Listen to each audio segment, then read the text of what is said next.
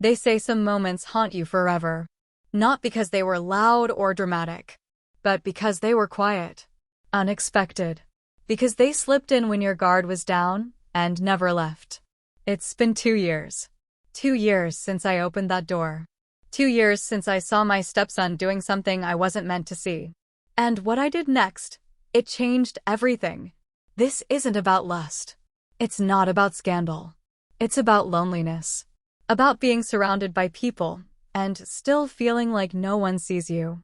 About aching to be acknowledged, to be wanted, even just for a moment. I wasn't looking for anything that day.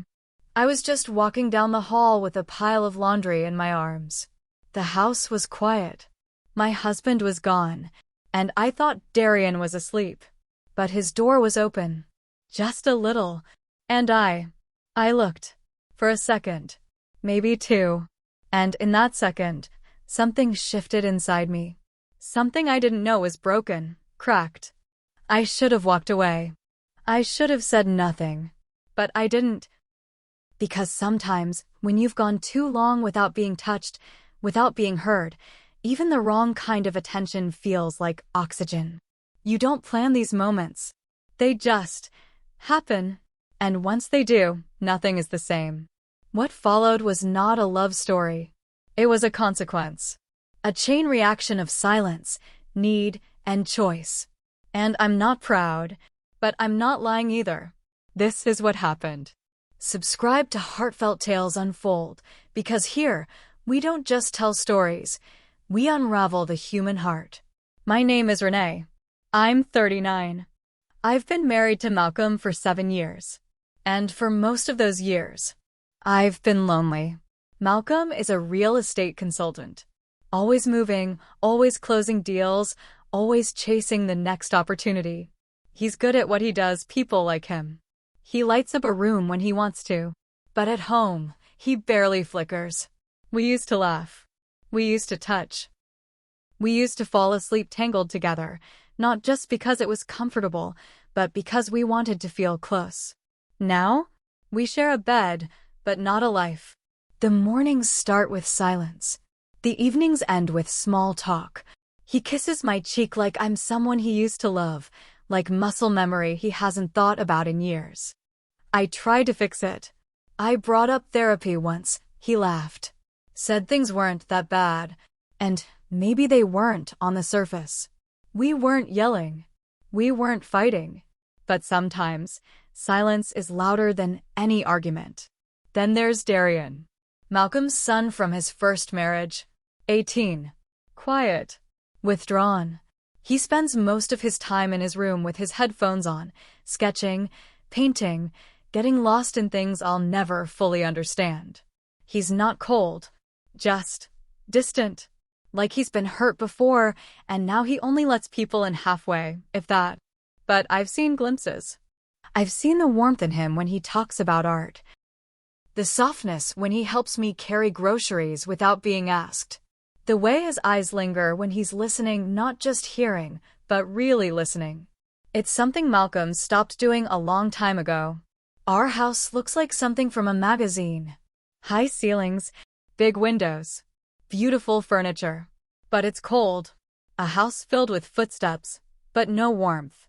Some days I wander through the rooms like a ghost. Washing clothes no one thanks me for. Cooking dinners that get eaten in silence.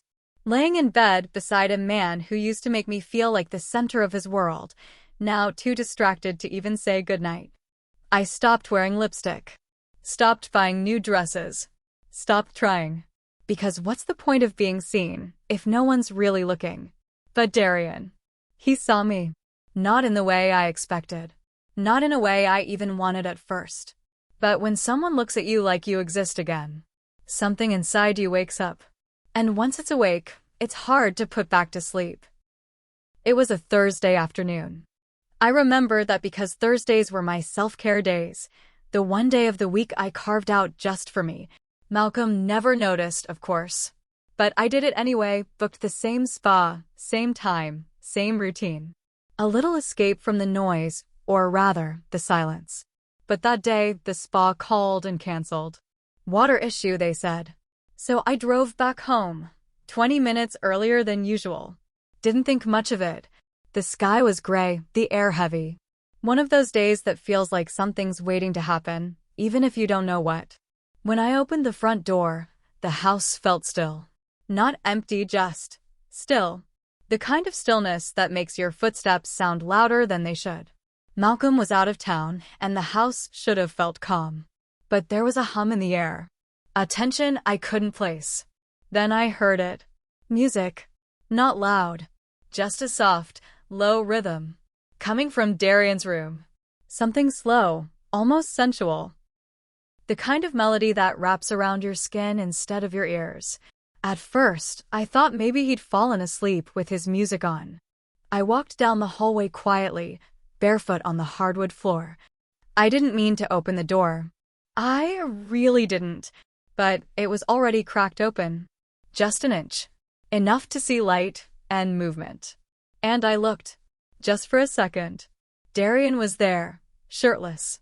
His back arched slightly, hand moving rhythmically. Eyes closed. Breathing deep. And in that instant, everything slowed. My breath caught in my chest. My body froze, but my mind was racing. Not with judgment. Not even shock. Just a deep, aching realization that I shouldn't be there.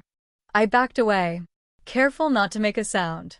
Closed the door softly. Held the laundry basket tighter, like it could anchor me back to reality. My heart was pounding. Not out of fear. Not out of shame. But something else. Something I couldn't name. I stood in the hallway, staring at nothing, for what felt like forever. I should have left the house. Should have gone to the store, taken a walk, turned on the TV, something. But instead, I stood there, trying to breathe. I didn't tell him I saw. Didn't mention it at dinner. Didn't say a word. But something shifted that day. And it wasn't just what I saw. It was what I felt. A strange, electric kind of awareness. Not just of him, but of myself. Of what I'd been missing. Of what I'd buried. In that moment, I should have walked away emotionally too. But I didn't. Something inside me stayed. I tried to forget it. I told myself it was nothing. Just an accident. A moment. Something I wasn't supposed to see, and something he'd never know I saw. But forgetting. Forgetting isn't easy when something wakes up inside you. Especially something that's been asleep for a long, long time. The next morning, I made breakfast like I always did. Eggs. Toast. Coffee. Darian came downstairs late, still half asleep, hair tousled, hoodie half-zipped. He muttered a quiet morning, and I just nodded, my back turned to him as I stirred the eggs. I couldn't look at him, not because I was ashamed, but because I didn't trust what I'd feel if I did. I kept playing it over in my head. Not the image itself, but the feeling. The stillness in his room. The slow movement. The way his face looked, free, unguarded, vulnerable. It had been so long since I saw someone that bare. Not physically, emotionally. No mask, no pretense. And it made me think. When was the last time Malcolm touched me like I mattered? Not out of habit, not out of obligation, but out of want? When was the last time I felt wanted at all? Months? Maybe a year? I honestly couldn't remember. We used to be all over each other. Now, he brushes past me like I'm a chair in the hallway.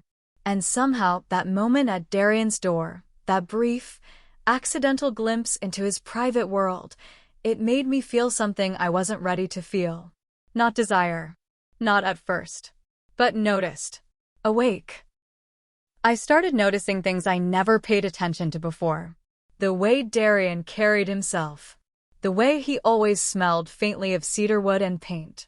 The way his eyes softened when he spoke about his sketches. And suddenly every shared space between us felt loaded. The kitchen. The hallway. The living room. I began avoiding him without meaning to. I'd walk into a room and turn right back around if I saw him there. But avoiding him didn't make it easier. It made it worse. Because when we did cross paths, even briefly, it felt like time slowed down. Like the air shifted. Like my skin was tuned to the sound of his footsteps. One afternoon, I passed him on the staircase. He was walking up. I was walking down. And our arms brushed, just for a second. But that second stayed with me the entire day. It was nothing. It was everything.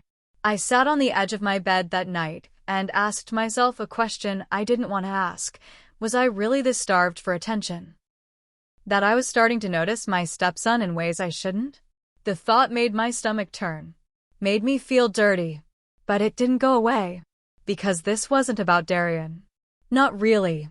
It was about me. About the parts of me that had gone numb.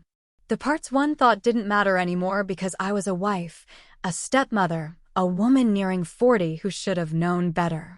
But knowing better doesn't mean you feel better. It doesn't make the loneliness any less sharp. It doesn't silence the voice in your head that whispers at night. You're still here, but no one really sees you, do they? And now that I'd felt seen, just a little, I couldn't go back to being invisible. I didn't know what I wanted. I just knew I couldn't pretend I hadn't felt it. It started small. Darian began showing up in the kitchen more often. At first, just passing through, grabbing a drink, a snack, a glance. But then, he lingered. He'd ask questions while I cooked. What's that spice? How do you make the chicken so soft? Little things. And then he started helping. He'd dice vegetables while I stirred the pot. Dry dishes while I washed. Fold laundry next to me on the couch. At first, I told myself it was innocent. Just a young man trying to connect, maybe feeling the same kind of isolation I did. But it felt different. There was something in the way he looked at me. Not like a boy. Not even like a stepson. Like someone watching me, carefully, noticing things no one else bothered to see anymore. The color of my nail polish. The way I tucked my hair behind my ear when I was thinking. The small sigh I let out when I thought no one was listening. And I started to look back. One rainy afternoon, I came downstairs and found him at the kitchen table, sketchbook open, pencil in hand. I paused, not wanting to disturb him, but he looked up and smiled, gentle, a little shy. "Wanna see?" he asked. I nodded. He turned the sketchpad toward me. And there I was. Not a perfect likeness, but close enough to make my breath catch. My hair was looser. My eyes softer. My lips curved, like I was about to say something tender. It wasn't just a drawing. It was how he saw me. Not as I was. As he imagined me to be. And in that moment, I didn't feel 39. I didn't feel tired or forgotten. I felt seen. I asked him why he chose me as a subject. He shrugged. "You just look like you're always carrying something," he said. "I guess I wanted to draw you without the weight." I didn't know what to say to that. So I didn't. But something cracked open inside me. That night, I sat on the edge of my bed and cried. Not because of guilt. Not even because of him. Because someone noticed the weight. And someone wanted to lift it. Over the next few days, our conversations grew deeper. He asked about my childhood. I asked about his. He told me about his mom, how she left without saying goodbye. I told him about Malcolm. How he stopped saying, "I love you," without ever saying why. It felt like two people falling into each other's cracks. Like we were filling spaces that had long been hollow. Then came the night that broke whatever boundary was left. It was late. I couldn't sleep. Malcolm was away again. The thunder outside was soft but constant, like the sky was holding back tears. I went downstairs for tea and found Darian on the couch, blanket over his legs, watching something on TV. The screen flickered with dim light, an R-rated film, intimate, slow, sensual. He looked up at me. Didn't flinch. Didn't rush to turn it off. Just looked. I hesitated. Then walked over and sat beside him. Close enough to feel the warmth of his arm next to mine. Not touching. Not yet. The film played. We didn't speak. Then his hand shifted, rested on the blanket between us. My hand was there too. We didn't look at each other. But slowly, his fingers moved, and mine didn't move away. They brushed. And still, I didn't move. I told myself it was a mistake. That the contact was accidental. But I didn't stop it, and neither did he. The film faded into background noise. My heartbeat grew louder than anything else in the room. When it ended, we both sat there for a moment too long. Then he stood, said good night, and walked upstairs. I didn't reply. That night, I stood outside his door for what felt like forever. Hand raised, fingers curled into a loose fist. I wasn't sure if I was going to knock. I didn't know what I would have said if he answered, or what I wanted to happen if he did. But I stood there, because something inside me already knew the line between us had blurred. And it was only going to get harder to redraw it. It was a Friday evening. Malcolm had packed his overnight bag that morning, kissed my cheek like it was a chore, and told me he'd be back Sunday night. Another business trip. Another excuse to disappear. I didn't ask questions anymore, just nodded like always.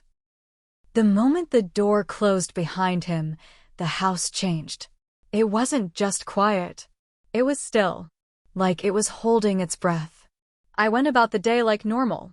Tidied the living room. Folded laundry. Answered a few emails. But I couldn't shake the heaviness in the air. By dusk, the sky outside had gone from blue to steel gray. It matched the feeling in my chest.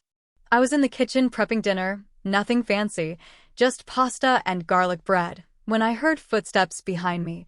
I turned. And there he was. Darian. Shirtless. A soft sheen of sweat on his skin, his hair damp like he'd just come from a shower. Need help? He asked, voice low. I should have said no. Should have told him to put on a shirt. Should have done 100 things differently. But I didn't. I just nodded and moved aside as he stepped up beside me. We chopped in silence.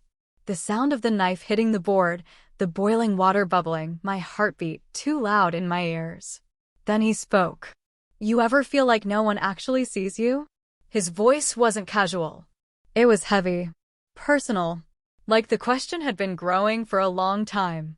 I swallowed hard. All the time, I said. He looked at me. Not the kind of glance you toss at someone when they're talking. The kind that lingers. That feels like touch. Sometimes I wonder if I disappeared, would anyone even notice? He said. I didn't answer right away, because I wasn't sure I wouldn't cry if I did. He leaned against the counter, eyes locked on mine. I notice you, I said. The words left my mouth before I could think. And he whispered back, I notice you too. There was no music. No sudden thunderclap. Just silence. And then, his hand reached out. Touched my wrist. I didn't move. His thumb traced a small circle on my skin. And suddenly, I wasn't in my kitchen anymore. I wasn't a wife. Or a stepmother. Or a woman with rules and logic and shame. I was just there. And I was wanted. I stepped closer. He didn't move. Didn't flinch. Just waited. And when I kissed him, it wasn't planned. It wasn't thought out. It just was. Soft. Slow. Then deeper. Faster. Urgent. There was no conversation. No decision. Just bodies moving towards something they shouldn't. We didn't go far. Just the couch. But it happened. Quick. Quiet. Desperate. And then it was over. We sat there, not touching. Breathing heavy. He didn't look at me. I didn't look at him. The silence between us was louder than anything I'd ever heard. I stood up, pulled down my shirt, smoothed my hair. He looked at the floor. And I said the only thing I could think to say, this didn't happen. Then I turned. And walked away. Don't miss what happens next. Subscribe now to Heartfelt Tales Unfold. Because some lines, once crossed, change everything. The next morning felt different. Not because the sun rose any brighter. Not because the birds sang any louder. But because everything inside me felt heavier. Like I was wearing someone else's skin. I got up early. Made coffee. Cleaned the kitchen. Folded the same dish towel 3 times. Tried to move like nothing had happened. Darian didn't come downstairs right away. When he finally did, his steps were softer than usual. He walked past me in the kitchen without a word, without a glance. Just passed through, like I was part of the furniture. I told myself it was for the best. Distance. Silence. Space. It was what we needed. What we had to do. I didn't speak either. But I watched him out of the corner of my eye. He looked smaller somehow. Like a weight had been dropped onto his shoulders that he didn't know how to carry.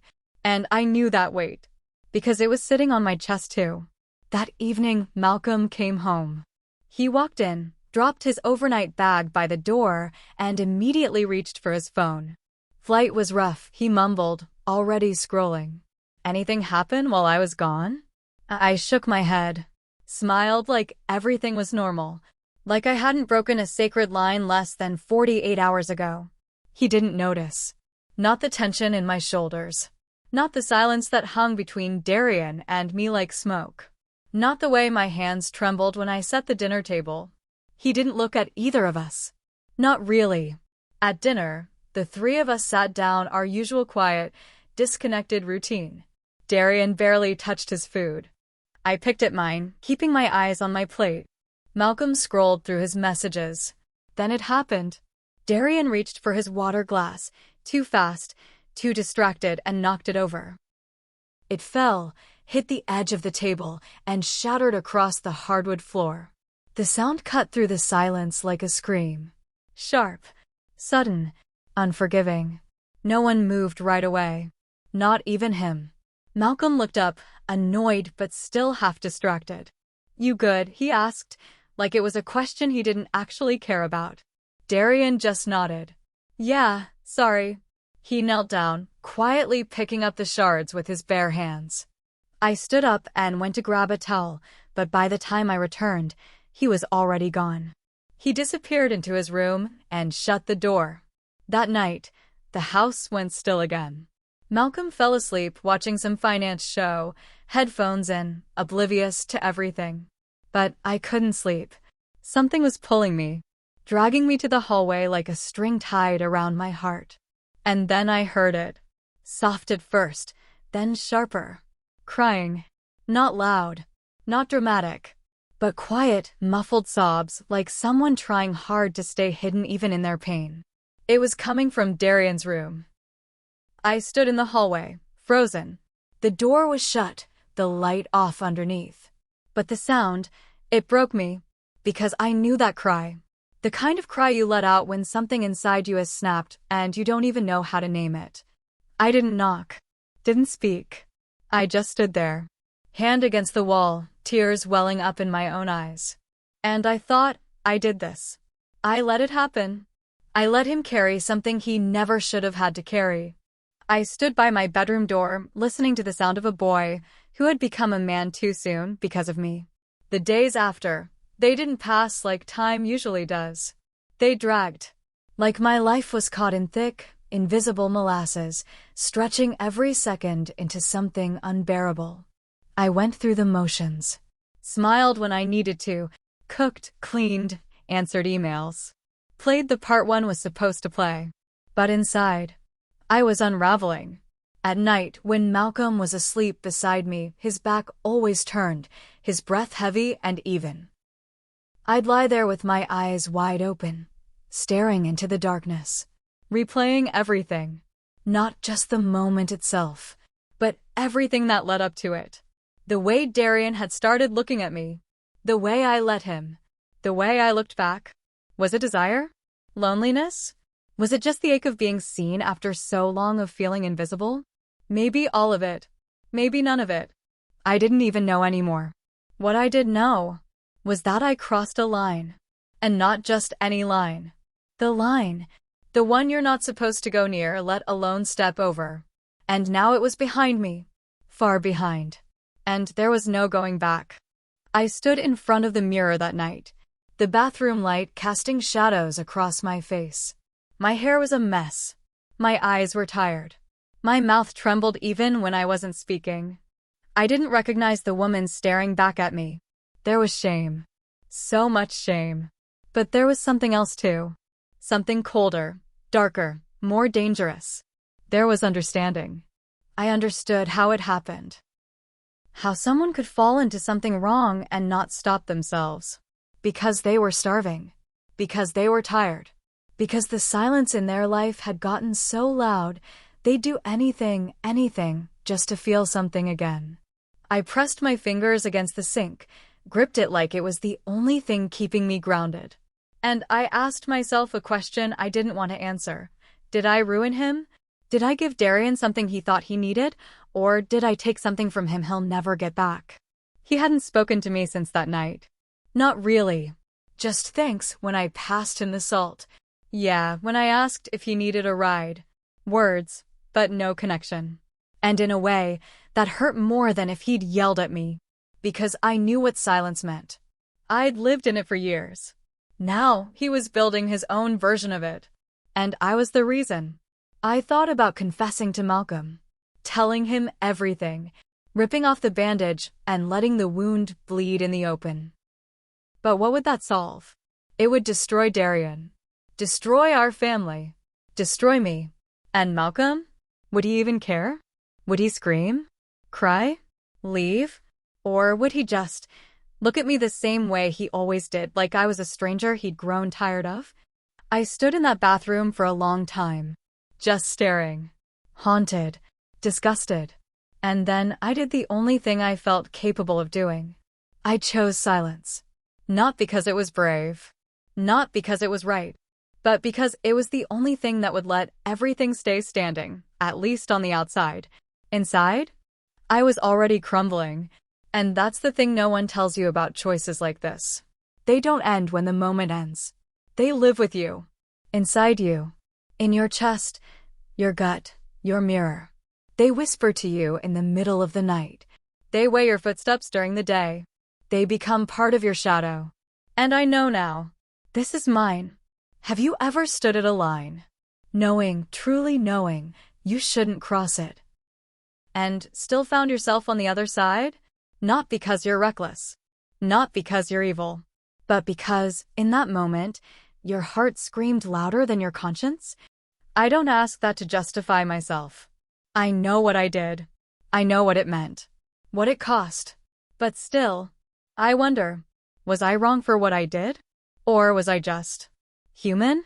A covered, starved for touch human? A woman trying to feel alive in a life that had long gone silent? I didn't plan it. I didn't chase it. But I also didn't stop it. And sometimes, that's enough to be guilty. So I'm asking you, not to agree, not to excuse, but just to sit with it. Tell me in the comments, was this betrayal? Or was it something messier? Something harder to name? Was it selfishness? Or survival? And if stories like this sit heavy on your chest, if they echo in the quiet places inside you, then subscribe to Heartfelt Tales Unfold. Because here we don't just tell stories. We unravel the human heart. Desire doesn't knock on your door wearing warning signs. It doesn't come screaming or pounding its fists. Sometimes it slips in through a half-open door, wearing a soft smile, carrying a familiar voice, taking the shape of someone who just wanted to be seen. And sometimes it takes the shape of you. We always think we'll know better, that we'll walk away, that we'll stop before the edge. But loneliness? It doesn't care about what we know. It only cares about what we feel. In the quiet, in the dark, when no one's watching. I don't expect forgiveness, not even understanding. But if this story lingers in you, if it touches a part of you that you don't usually admit exists, then maybe, just maybe, you've felt it too. The ache, the silence, the moment you could have walked away, but didn't. And that's where the Rayal story begins. This was my truth. Heavy, messy, human, and now it's yours too. Subscribe to Heartfelt Tales Unfold, because sometimes it's not about the ending. It's about the pieces we leave behind.